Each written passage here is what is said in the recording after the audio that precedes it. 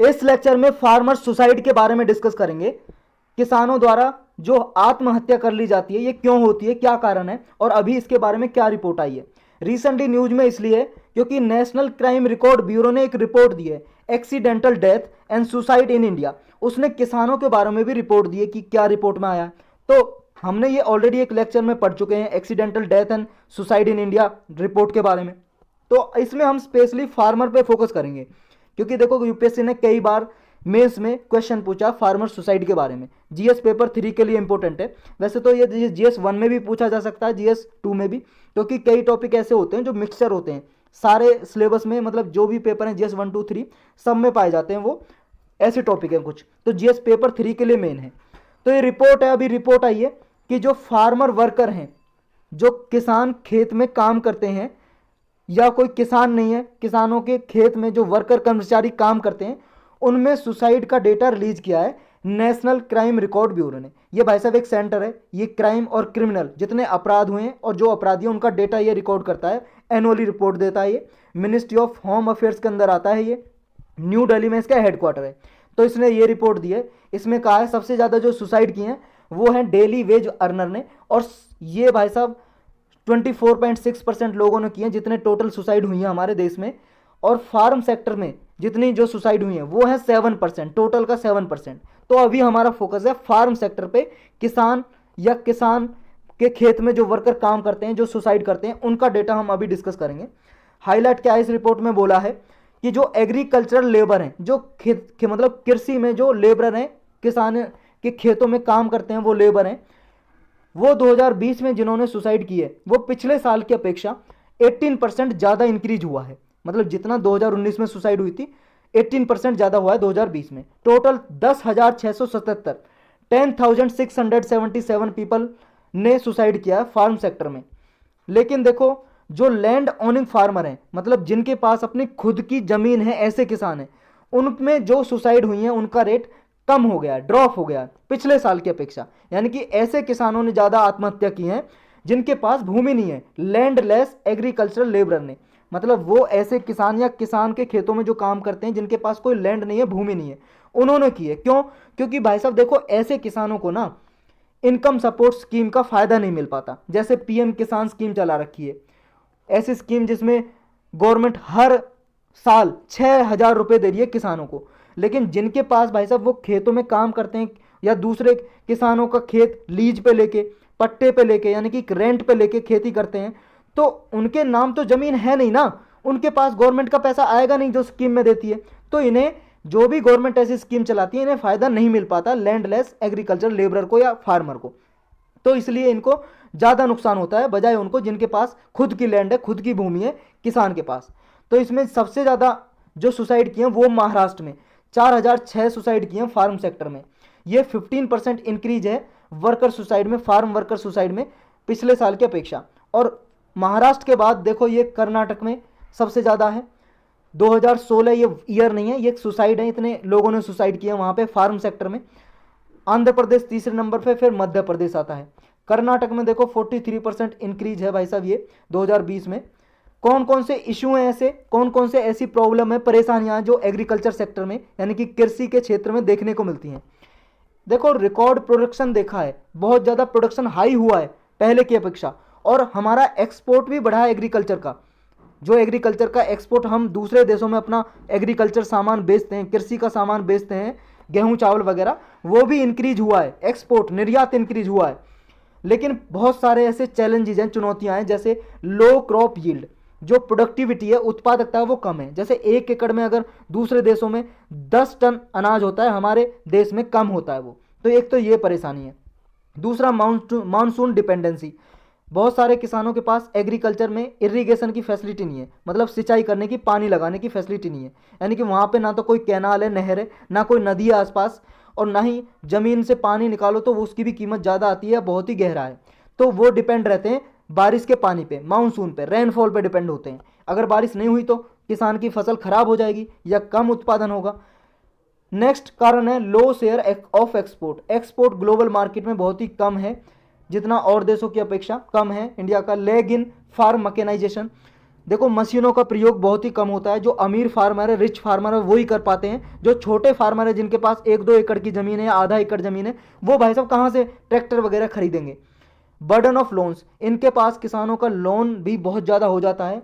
एक ये भी एक चैलेंजेस है एग्रीकल्चर सेक्टर में। और दूसरा फार्मर सुसाइड, अंत में जब लोन नहीं चुका पाता, खेती नहीं हो पाती, उसे बेनिफिट नहीं हो पाता और लोन भी नहीं चुका पाता, तो फिर अंत में भाई साहब वो सुसाइड कर लेता है, किसान आत्महत्या कर लेता है। तो ये बहुत सारे चैलेंजेस हैं एग्रीकल्चर सेक्टर में। तो ये फार्मर सुसाइड के कारण क्या हैं, कॉज क्या हैं। देखो ऐसा कोई कंसेंसस तो नहीं है, मतलब पूर्ण सहमति नहीं है कि मेन कॉज क्या है सुसाइड करने का, लेकिन बहुत से ऐसे रिपोर्ट में कारण हैं और ऐसे कारण गिनाए जाते हैं जैसे इनएबिलिटी टू रीपे लोन्स। किसानों ने भाई साहब लोन ले लिया, मान लो ज़मीन पे लोन ले लिया, या मान लो किसान ने अपने गांव में से ही, किसी विलेज में रहता है रूरल एरियाज़ में, और अपने गांव में से किसी जो रिच पर्सन है उससे लोन ले लिया। अब उसका लोन नहीं चुका पाया, तो उसके ना चुकाने पे उसके दिमाग में भाई साहब टेंशन, डिप्रेशन, स्ट्रेस बन जाता है, जिसकी वजह से वो आत्महत्या कर लेता है। अगर फसल अच्छी नहीं हुई, अगली बार क्रॉप फेलियर हो गया। नेक्स्ट एक बैंक करप्सी या इनडेटनेस, बैंक से मान लो लोन ले लिया उसने और दिवालिया निकल गया, उसके पास पैसे नहीं है, लोन नहीं भर सकता, तो बैंक वाले परेशान करते हैं। प्रॉब्लम इन फैमिलीज, परिवार में भी बहुत सारी प्रॉब्लम होती हैं। क्रॉप फेलियर, मान लो फसल खराब हो जाए उस साल, या इलनेस हो जाए, बीमार हो जाए, या फिर एल्कोहल और सब्सटेंस यूज, बहुत सारे किसान ऐसी प्रॉब्लम में आके शराब पीना, एल्कोहल का यूज करना शुरू कर देते हैं। तो ये भी एक कारण है फार्मर की सुसाइड केस का, यानी कि आत्महत्या करने का। नेक्स्ट है डिस्गाइज्ड अनएम्प्लॉयमेंट। डिस्गाइज्ड का मतलब होता है हिडन, छुपा हुआ। ये ऐसी एम्प्लॉयमेंट है जैसे मान लो एक खेत में काम करने के लिए तो सिर्फ 2 आदमी चाहिए, लेकिन परिवार में सदस्य 10 हैं, तो भाई साहब 8 लोग भी लगे हुए हैं, लेकिन 8 बाकी के 8 लोगों की जरूरत नहीं है खेत में काम करने की, 2 लोग ही काम कर सकते हैं, वही बहुत है, लेकिन लगे हुए हैं। तो यानी कि जरूरत 2 लोगों की, कर रहे हैं 10 लोग काम। तो इसको बोलते हैं डिसगाइज्ड अनएम्प्लॉयमेंट। मतलब प्रोडक्टिविटी, अगर 2 लोग काम करें जब भी इतनी फसल होगी, अगर 10 लोग काम करें जब भी इतनी फसल होगी। यानी कि 1 टन 2 लोग काम करने से हो रही थी और 1 टन ही 10 लोग के काम करने से हो रही है, तो प्रोडक्टिविटी में कोई इंक्रीज नहीं हुआ। तो इसे बोलते हैं डिसगाइज्ड एम्प्लॉयमेंट, जब कोई प्रोडक्टिविटी में इंक्रीजमेंट यानी कि बढ़ोतरी ना हो। तो ये ज़्यादा देखने को मिलती है डिसगाइज्ड एम्प्लॉयमेंट एग्रीकल्चर सेक्टर में। दूसरा, देखो पहले जब देश आज़ाद हुआ था तो छोटी फैमिली थी, अब उनके बच्चों के बच्चे हो गए, बच्चों के बच्चे हो गए, यानी कि जो पहले मान लो एक के पास 10 एकड़ ज़मीन थी, अब बच्चों के बच्चे हो गए, बट बट के ज़मीन का बंटवारा होके किसी के पास 1 एकड़ है, किसी के पास आधा एकड़ है, इतनी ज़मीन बच गई है। यानी कि लैंड होल्डिंग का फ्रेगमेंटेशन हो गया, लैंड बट गई, तो अब बहुत ही कम ज़मीन बची है किसानों के पास, बहुत ही छोटे छोटे किसान बचे हैं। नेक्स्ट है, जब देखो छोटी जमीन होगी तो भाई साहब वो मैकेनाइजेशन नहीं कर सकते ना। एक आधे एकड़ जमीन के लिए कौन ट्रैक्टर खरीदेगा, और इतना पैसा कहाँ से इकट्ठा होगा। अगर 10-12 एकड़ होगी, फसल अच्छी होगी, पैसा कमाएगा, तो ट्रैक्टर खरीद सकता है और मशीन खरीद सकता है खेती करने के लिए, लेकिन छोटे किसान नहीं खरीद सकते ना। नेक्स्ट है लो एक्सेस टू क्रेडिट। देखो उन्हें लोन की फैसिलिटी भी सही से नहीं होती। जो छोटे किसान हैं या लैंडलेस लेबर है, लैंडलेस किसान है, जिसने भूमि रेंट पे लिए, जब किसानी कर रहा है, खेती कर रहा है किसी और की ज़मीन लेके, तो उसे लोन मिलने भी दिक्कत होती है। बैंक लोन नहीं देता भाई साहब, वो कहता कागज़ लेके आओ, नहीं देगा लोन। या गवर्नमेंट की जो कोई स्कीम है उसके अंदर लोन दिया जा रहा है, तो उनके पास तो लैंड ही नहीं है, लैंडलेस है, तो वो लोन की फैसिलिटी अवेल नहीं कर पाते। और बहुत सारे किसान तो हमारे यहाँ पे ऐसे ही हैं जो लैंडलेस हैं, रेंट पे लेके करते हैं, बहुत ही छोटे किसान हैं जिनके पास 2 एकड़ से भी कम ज़मीन है। नेक्स्ट है इरिगेशन और टेक्नोलॉजी, उनके पास अच्छी यूज कर नहीं पाते, यानी कि इरिगेशन की फैसिलिटी भी नहीं होती। और ऐसे देखो लैंडलेस जो फार्मर है हमारे देश में, वो 10 किसान हैं तो 10 में से 1 किसान लैंडलेस है, जिसके पास कोई ज़मीन नहीं है। यानी कि वो रेंटेड लैंड पे, भूमि पे वो खेती करते हैं, लीज पे लेते हैं, किराए पे लेते हैं ज़मीन, और उसको जिसकी ज़मीन लिया उसको साल में या 6 महीने में उसको कुछ अनाज दे देते हैं या पैसे दे देते हैं, तब खेती करते हैं। नेक्स्ट कारण है, जो मोस्ट सुसाइड होती हैं वो ऐसे किसान करते हैं जो कैश क्रॉप उगाते हैं, जैसे कॉटन की खेती करते हैं या शुगर केन की। क्योंकि देखो कॉटन, कपास की खेती और गन्ने की खेती करने में ज़्यादा पैसा लगता है, हाई इनपुट लगती है, लेकिन इनमें हाई आउटपुट भी होती है। लेकिन भाई साहब देखो ये ना सस्टेन्ड और रेजिलेंट तो नहीं है ना। ऐसा नहीं है कि इनकी हाई प्रोडक्टिविटी की कोई गारंटी हो कि ज़्यादा खेती होगी, जितना इनपुट लगाया उससे ज़्यादा दुगना तिगना फ़ायदा होगा, कोई गारंटी नहीं है। और सस्टेनेबिलिटी की भी नहीं है, वाटर ज़्यादा यूज होता है शुगर केन में, पानी ज़्यादा चाहिए होता है, तो इरिगेशन फैसिलिटी अच्छी चाहिए, तो ये भी कारण है एक। अब चैलेंजेस और क्या क्या हैं एग्रीकल्चर सेक्टर में, देखो पहले तो चैलेंजेस ये है इरिगेशन, ये आधे से भी कम किसानों के पास ये इरिगेशन की फैसिलिटी है।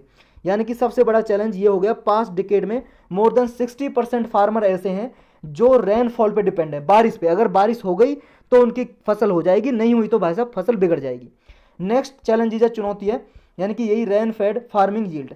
अगर बारिश अच्छी हुई तो इनकी खेती अच्छी होगी, यानी कि जो इरिगेटेड फाइवरलैंड है, मतलब जिन खेतों के पास नहर है, कैनाल बनी हुई है या नदी गुजरती है, उनमें देखो जो यील्ड है, प्रोडक्टिविटी है, उसमें फसल अच्छी खासी होती है। और जो रेन फेड है, जो फसल बारिश पे डिपेंड है, उसमें जो यील्ड है बहुत कम होती है। यील्ड का मतलब है प्रोडक्टिविटी यानी कि उत्पादकता। यानी कि जो फार्मर, मान लो ऐसा किसान, ये खेत है कैनाल के पास है, नहर के पास, तो इन्हें समय समय पे जब भी पानी चाहिए तो किसान अपने खेत में पानी लगा सकता है, इरिगेट कर सकता है, इरिगेशन कर सकता है।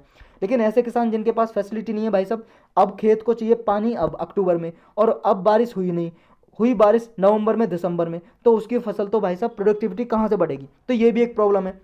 नेक्स्ट है ग्लोबल लेवल पे क्या है, फर्टिलाइजर का। फर्टिलाइजर मतलब है खाद, यूरिया, डीएपी जैसे खाद, जो खाद किसान डालते हैं खेतों में, तो इसका यूज हमारे देश में भी बढ़ा है, लेकिन वो एफिशिएंट नहीं है, ना ही एफिशिएंट है, ना ही इन्वायरमेंटली सस्टेनेबल है। मतलब सॉइल को भी ज़्यादा, जितना सॉइल में खाद चाहिए यूज करने के लिए, उससे कहीं ज़्यादा यूज करते हैं बहुत बार किसान। उसकी वजह से सॉइल की जो उत्पादकता, फर्टिलिटी है, वो भी घट जाती है, कम हो जाती है, और आगे जब फसल उगाते हैं तो वो अच्छी नहीं हो पाती है। तो किसान इससे अवगत नहीं होते हैं। नेक्स्ट है जो हाई यील्डिंग क्रॉप है, वो देखो इनिशियली तो उन्होंने अच्छा, हमारे यहाँ पे ग्रीन रिवॉल्यूशन में अच्छा खासा यील्ड प्रोवाइड किया था, यानी कि ऐसी क्रॉप हमने बाहर विदेशों से मंगाई थी। जो ग्रीन रिवॉल्यूशन स्टार्ट हुई थी 1960s में, लगभग 1968 और 67 68 के बीच में, ग्रीन रिवॉल्यूशन में जो हरित क्रांति बोलते हैं हिंदी में, इसमें वीट, राइस, बहुत सारी फसल पे जोर दिया था, ज़्यादा से ज़्यादा हमारे यहाँ पे प्रोडक्टिविटी बढ़े और ज़्यादा से ज़्यादा उगाई जा सके, ताकि हम अनाज में सेल्फ रिलायंट बन सके, मतलब आत्मनिर्भर बन सके, दूसरे देश से हमें खरीदना ना पड़े, और हम बने भी। लेकिन देखो ये क्या है, इसकी वजह से बहुत सारे जो एकड़ ज़मीन बहुत सारी ऐसी हो गई है कि खाद का उपयोग वहाँ पे ज़्यादा किया है, और खाद के उपयोग करने से मिट्टी की उर्वरकता यानी कि फर्टिलिटी कम हो गई है। उर्वरकता हिंदी में बोलते हैं, इंग्लिश में फर्टिलिटी। देखो किसानों के लिए जो बिचौलिए होते हैं बीच में, जैसे किसान ने एक फसल उगाई, मंडी में बेचने गए, बीच में बिचौलिए होते हैं, इनको हटाने के लिए ई नाम एक पोर्टल बनाया। इसके जरिए क्या है, ये नेशनल एग्रीकल्चर मार्केट है, इसमें डायरेक्टली किसान अपनी प्रोड्यूस को जो भी हुआ है रजिस्टर कर सकते हैं कि हमारा ये है, जो भी खरीदना चाहे खरीद सकता है, और फिर उसकी डिलीवरी कर देते हैं उसके घर पे या कंपनी में, जिस कंपनी ने खरीदा है। लेकिन फिर भी ई नाम को चालू करने के बाद भी जो इंटरमीडियरीज हैं, मतलब बिचौलिए हैं, उनका रोल कम नहीं कर पाया है गवर्नमेंट। क्यों? क्योंकि भाई साहब बहुत सारे किसान ऐसे हैं, पोर्टल, इंटरनेट वगैरह चलाना नहीं आता, रजिस्टर नहीं कर पाते, अभी भी जाते हैं, बिचौलिए बीच में आते हैं अभी भी, तो ये भी एक प्रॉब्लम है। तो अब इनको ठीक करने के लिए क्या चलाना चाहिए? देखो बहुत सारे ऐसे हैं, जैसे क्रेडिट फैसिलिटी नहीं है तो क्रेडिट फैसिलिटी दी जाए, जैसे पीएम किसान स्कीम है, जो लैंडलेस लेबर है उनको भी फ़ायदा दिया जाए पीएम किसान स्कीम के अंदर।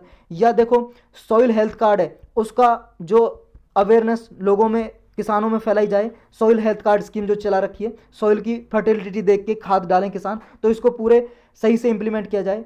और बहुत सारी स्कीम जैसे इरिगेशन फैसिलिटी दी जाए, यानी कि देखो short term long term goal define किए जाएं एग्रीकल्चर को प्रमोट करने के लिए। और बहुत सारी स्कीम भी चला रखी है, जैसे फसलों का बीमा किया जाना चाहिए, या पीएम सिंचाई योजना है उसको प्रमोट करें, उसको ज़्यादा से ज़्यादा उसको इम्प्लीमेंट करें, अच्छे से प्रॉपर इम्प्लीमेंटेशन हो, और किसानों की फसल का बीमा हो, इसके लिए भी स्कीम चला रखी है, उसका इम्प्लीमेंटेशन अच्छे से हो। तो ऐसे कुछ स्टेप ले सकती है गवर्नमेंट, और जिसकी वजह से और एग्रीकल्चर सेक्टर में जो स्ट्रेस है उसको कम किया जा सकता है। तो बस यही था इस लेक्चर में।